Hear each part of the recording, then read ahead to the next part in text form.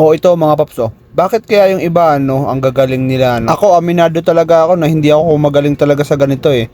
Hirap din talaga ako dito bago ako nakapasa rito. Grabe kasi kaba ko talaga mga paps nung nag-drive skill ako. Nanginginig din talaga yung manibela ko pero yung mga gantong klaseng driver may mga talagang nasa na talaga nila yung pagiging magaling nila sa pagmamotor. Siguro talagang nakasa sila ng sa motor nila ng matagal or talagang matagal na nilang ginagamit din yung mga motor nila.